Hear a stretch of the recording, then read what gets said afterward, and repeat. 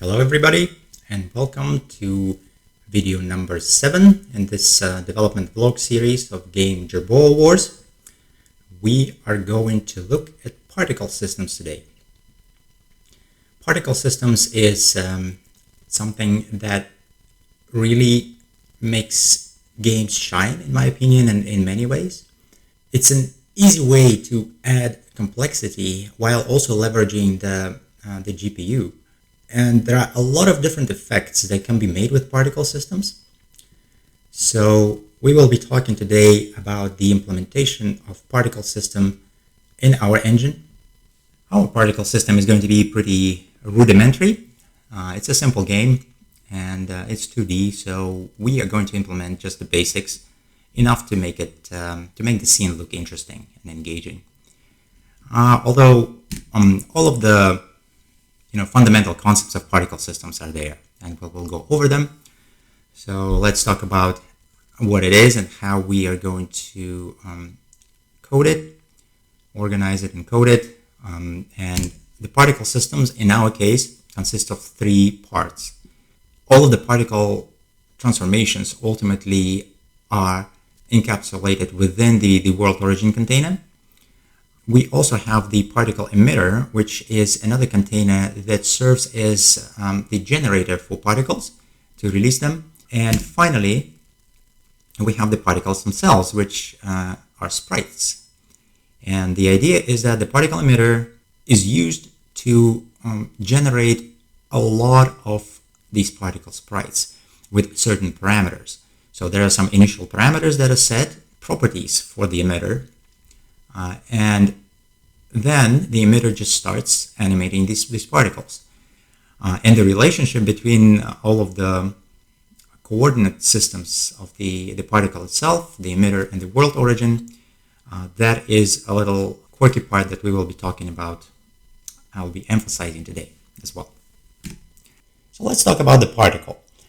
The particle in our setup consists of 2 parts, and it's sort of like a view model setup where the view of the particle is a sprite. It's just a normal grid sprite that we use as part of the render tree. It has all of the the normal properties, the transformations, the position, location, scale, alpha, whatever.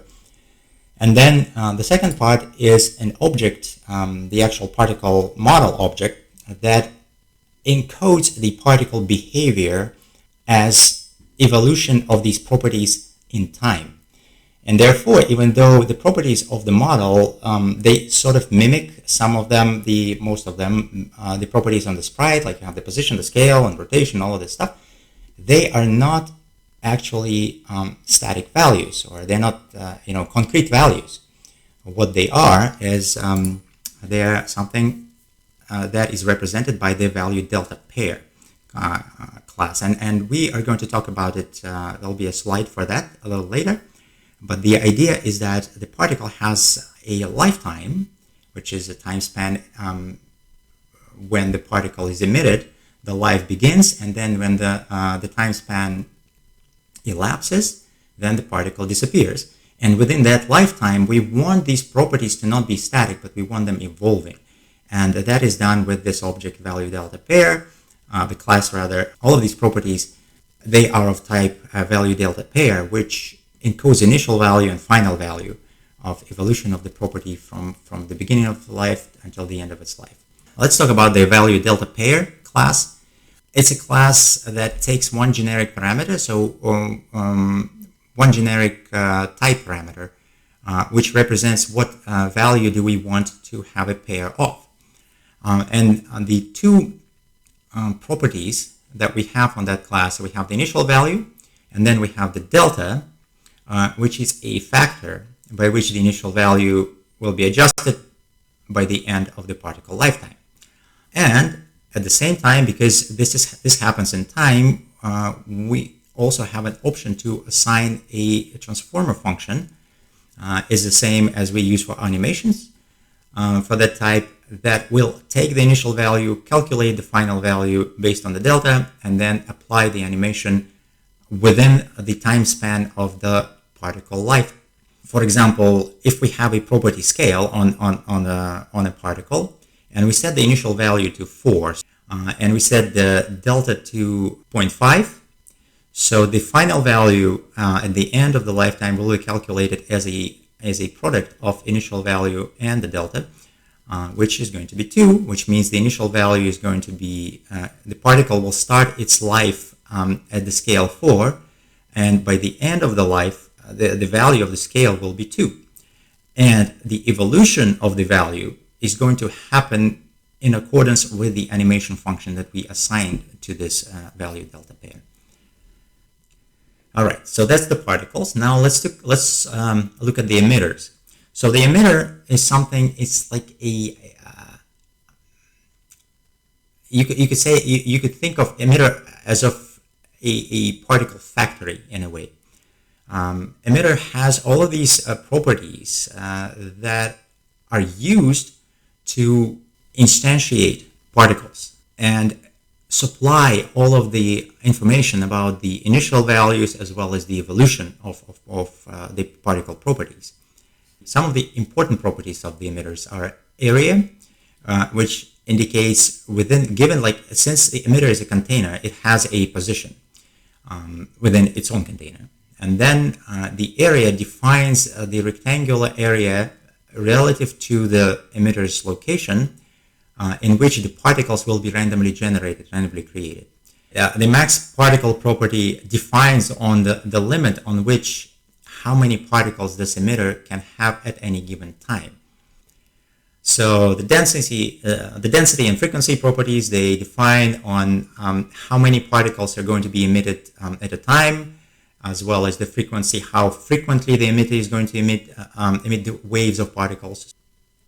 There is another class that we will look at later, is something called the min-max transformation limits that the emitter uses to supply parameters to particles at creation time to limit the values that are randomly generated within those limits. The world is an important property, which is a container, the world container, and we'll have slides about that. This is a little quirky concept as to the relationship between the coordinate systems of the particle, the emitter, and the world container. Min-max is the class that we looked at in the last slide. Defines it's just the minimum maximum value, and it has also the select method that randomly selects the value between min and max. And that is used to kind of add this randomness for the particle. When the particle is created and the particle emitter supplies all of these properties to the particle at creation time, instead of giving the same properties to every particle at the same time, it will generate the initial values randomly within the min and max limits. If you don't want randomness, just set min and max to the same value, and that's it. Let's talk about the world origin transformations. It's pretty tricky in some ways. It's not too complicated, but the problem that we are facing here with particle emitters is that the way Pixie.js handles the render tree is that all of the transformations, they are compounded based on the parents in the tree, which means if we have our containers and sprites nested within each other, the final transformation of a sprite will be a compounded transformation of a sprite and all of its parents in the render tree. And that works great for composite objects, for example, where we have a character, and that character consists of multiple objects within. If we are transforming the character, we don't need to worry about transforming every child, because it will automatically inherit all of the transformations of the parent. But with particle systems, actually is not something we want, and I'll explain why. Say, for example, we have a particle emitter, which is this orange rectangle, whatever. It has its own internal coordinate system for the children. And let's say we have a child sprite, a particle inside of it, which is going to be relative to the container, right? The particle emitter. And the thing is, as this particle is emitted, but if we are transforming the emitter itself without converting the coordinate systems to the world origin, So what happens is this little animation that I have here. See what happens? Say, for example, we are moving and scaling the emitter, and we are also moving the particle in the y direction. And because particle obeys the local transformations of its parent, what happens, the particle moves with the emitter even after being emitted. But that's not what we want in most cases. What we want is that, think of it like a puff of smoke from a steam engine, right? So as the engine moves, the smoke, when it's emitted, it kind of decouples from the engine and now interacts with the environment and not obeying to the engine's coordinate system anymore. So the same thing here. After the particle is emitted, what we want to do is we want to decouple it from its emitter and do all of the particle transformations through its lifetime relative to some other world container, which is it doesn't have to be the screen. It doesn't have to be like the root of the tree. It can be some other container that is within the branch of that is like a parent to the particle, but it doesn't have to be like immediate parent. It can be several branches above the actual particle. So once we do that, when we decouple, the same scene here. So now what we have to do, we need to transform the particle when it's emitted, and because when it's emitted, it is emitted with properties relative to the particle emitter. We want to transform these properties. We want to convert these properties to a coordinate system from the local coordinate system to the world coordinate system. And the trick here is that when we do that, as the particle is created, we want it obeying the initial emitter transformations. So whatever the scale and rotation and whatever other transformation the emitter has at the time of particle creation, all of that needs to be inherited by the particle. But as soon as that is done, it needs to be decoupled from the emitter and then behave relative to the world coordinate system. And we have a special couple of classes that do that calculate those transformations. We'll talk about that, and I'll show you in code as well. But once we do that, this is what happens. Again, we are moving the particle emitter along the x-axis within its own container and scaling it. But at the same time, we are moving the particle in the y-axis, its own y-axis. So let's see what happens. See, the particle emitter emitted the particle, but then the particle did not move together with the emitter. It stayed and moved in accordance to its own transformations relative to the world, not the emitter coordinate systems. So we'll do some trickery to make that happen in our code.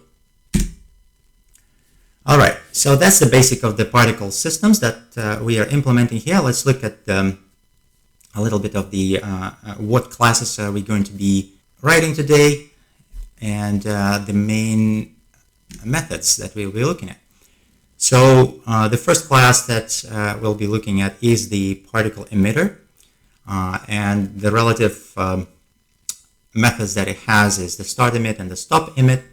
We also have the private method update, which runs on every frame, and it is added as a handler to the scene event for every tick. So this is where the particles and all of the transformation of particles are calculated. They're created, calculated, destroyed, and things like that inside this method. We'll look at that.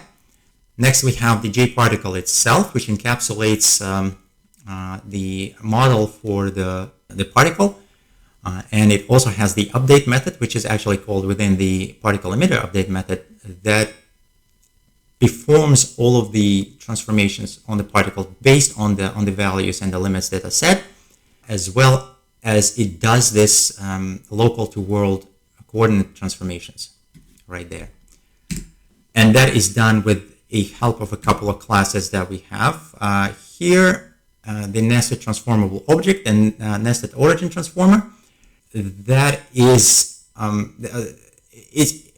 because we need to do this transformation recursively. If you remember, the Pixie.js scene is a tree, and it's not necessarily the scenario as I showed in the last slide, where the particle emitter is directly under the in a tree, directly under the branch of the world that we define. There could be several levels in between there. So, and all of these levels will have their own transformation. So we have to recursively kind of transform the particle all the way up to the world container. And this is the classes that do that. And finally, we already looked at ValueDeltaPair and min-max, which work together, as ValueDeltaPair defines the evolution of a value in time for the particle, and min-max value defines the range in which the initial value and the final values can be randomly created. Let's jump into Visual Studio. All right, here we are in our Visual Studio, in our project. Let's look at these classes that I've talked about in the presentation, starting with the JParticle emitter. As you can see, it inherits from JContainer, which means it is a renderable element, which can be directly rendered inside the render tree anywhere, just like any other container. And the properties that we have is that we talked about the max particles. All of that is set at the construction. When we have the particle emitter, we have a couple of constructors here where we set which container acts as the world, which sprite grid we use as the particle source for all particles, the number of particles, and the usual name within the tree. All of that is straightforward. And we have a bunch of these properties that are used to set the values for particles as they're being created. As you can see, this is all this min-max inherited types, which specify the range of minimum and maximum values within which the particle emitter will randomly generate the initial values. Things like that. I'm not going to spend too much time on that. We have our frequency and density, and we have our the lifetime for the particles and things like that. Let's look at the methods that I was talking about. We have the start emit. What happens here is that we are the most important part is that we are setting the update method as the event on the scene itself. Which means this method update, which is implemented here, will run on every frame, and it's pretty short. But the main points here are this: we have this part of the code that checks if we need to add particles and create them, the new particles, if it's time to do that on this frame, and then separately it checks if the particle emitter has been stopped. On this frame, we have a loop here that actually runs the update method on every particle that is currently active within the emitter, and this loop here cleans up the particles that are no longer alive, and that means that the sprite for these particles can be reused again when the new particle needs to be created. So that's all there is to it, and there's not much more. The next, JParticle class is the particle itself, and here we have all of the properties. The first one is important one is the lifetime, and that is a time span for the particle to live. And when the particle is started, this method actually what it does, it actually just creates a task, an async task that delays, just blocks the thread until the lifetime expires or particle emitter stopped and canceled. So this is just a task that keeps the particle alive, and then it disposes it after that. But within that, we have the update method that is, if you remember, called from within the particle method that does all of the magic. And here is what we have. We are setting all of the values based on our initial value and delta values, like the progress, the speed, direction, whatever else positions. That is not that's important to talk about. What is important to talk about is the world origin transformation. And this is what we have. The world origin itself, which is a transformable object, is a sort of a stack of transformations for the particle emitter, starting with the particle emitter and going all the way up to down to the world container. It's kind of like these nested transformations. This is supplied to the particle by the emitter, this world origin here, when the particle is created. And then what we do is that we take this transformer and we add the actual particle properties itself, the position, the scale, and rotation, to this transformer. So kind of appending the particle itself based on where it is within its own container, and we are calling the transform method. And what it does, it transforms the positions, the scale, rotation of the particle, converts the coordinate system to the world recursively from the particle itself, going all the way through all parents to the world container. And after that, we have all of this stuff. As you can see here, we have the position, for example, set here. After that, the position gets updated to the new one, because this is the local position and we need the global position.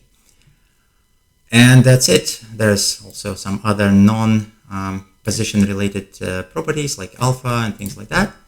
And this is the update method on the JParticle, which runs again for every particle for every scene. The min-max class that has the generic type argument, which we then implement as the concrete classes for the integers and for float and for time span, for all of these size data, whatever we need, that is used to encode the minimum and maximum, and then pick a random values between them and the minimum and maximum.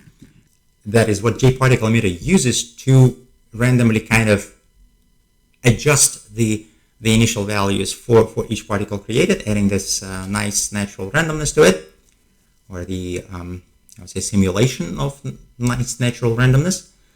And then we have the value delta pair, that is just the encapsulation of the initial value. Say if we have, most of them are floating values, actually floating point values, initial value, and then the delta value, and then also optionally adding the animation function, which we are using in our particle systems, to evolve the initial value to whatever the final value is based on the calculation of, it's just a product usually of initial value and the delta value, and that's it.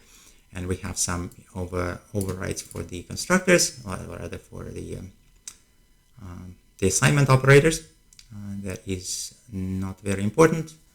And this is where the getCurrentValue method actually uses the animation function if it's not null. Otherwise, it just returns the initial value, which means there's no evolution. But it gets the current value based on initial value, final, and the progress. And the final value, again, usually is calculated by the product of initial and delta. And that's about it. Now let's look at our example of this. I've added a particle test page here.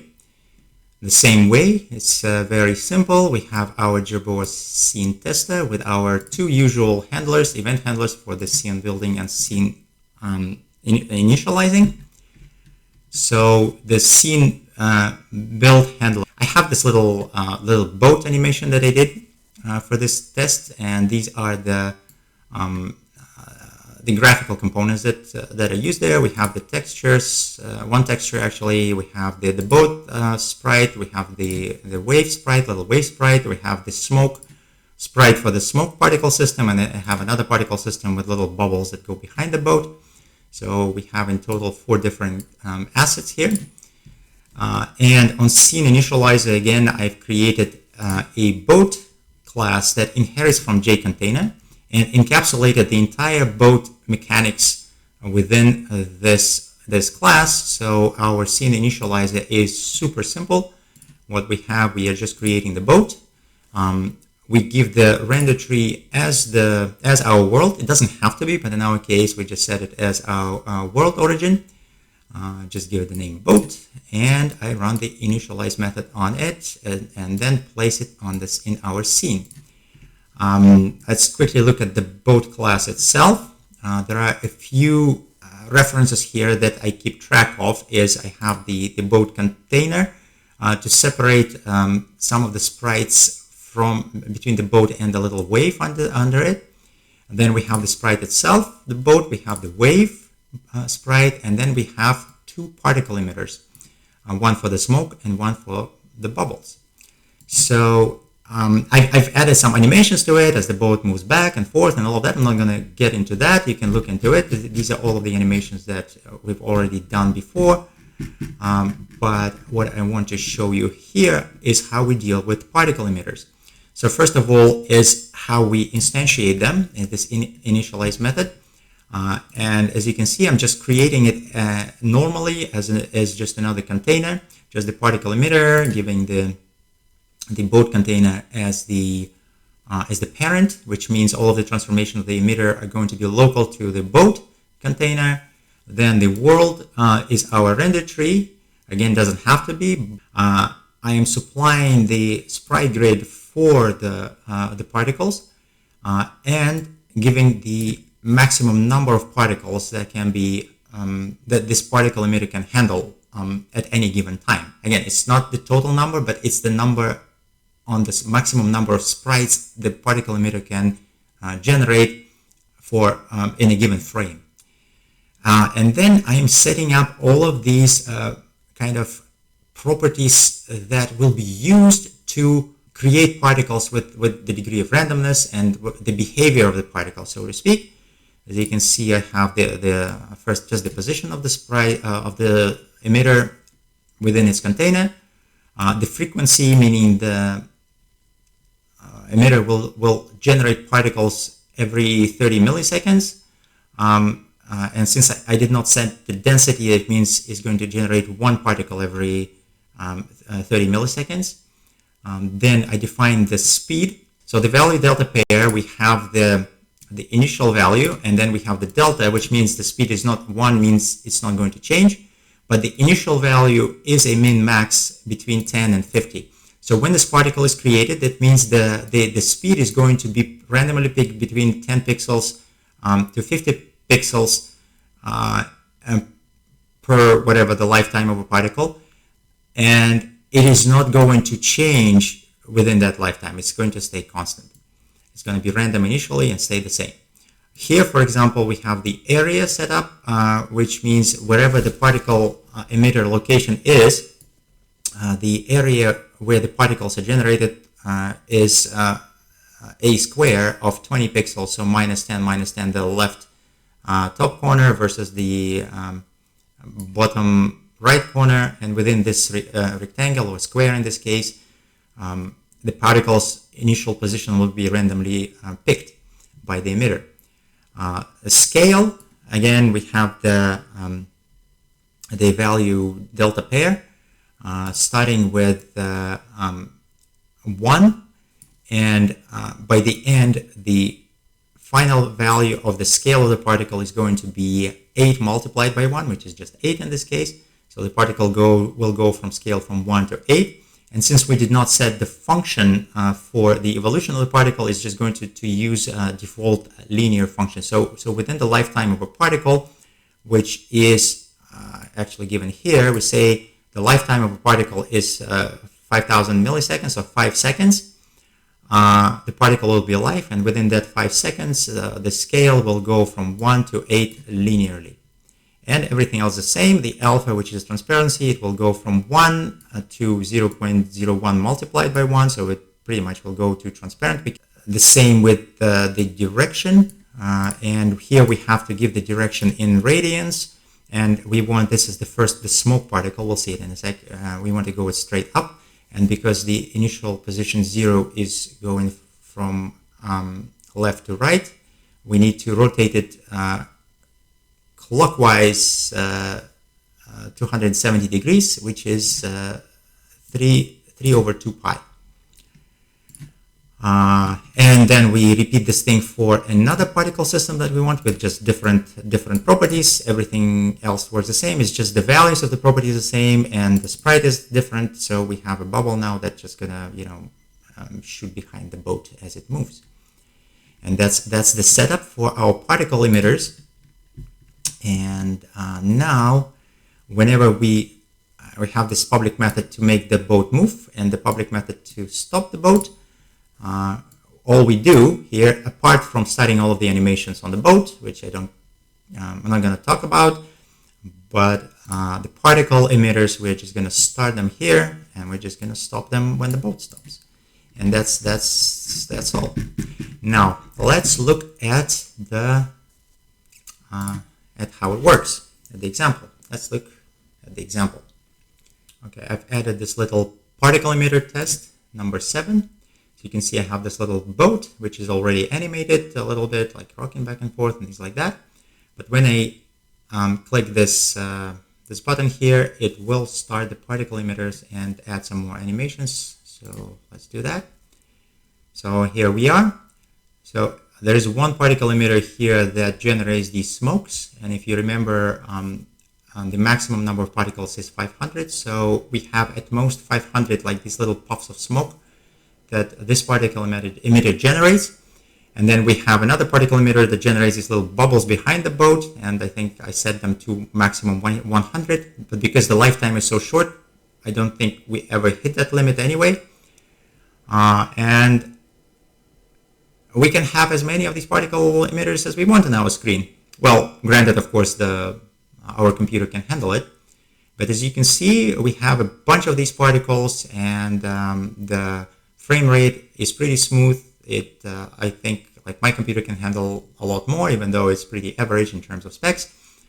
Yeah, computers are pretty fast these days. GPUs in particular. All of that is running well. I mean, I have to give credit where credit is due, and that is how good Pixie.js library is. And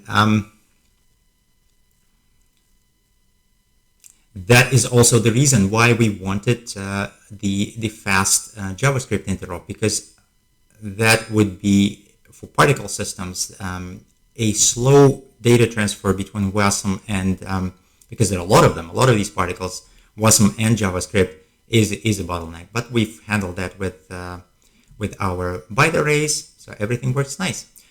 Before I let you go, I want to show you in a little demo, like adjust this demo a little bit to show you more how the particles behave in terms of the emitter transformations.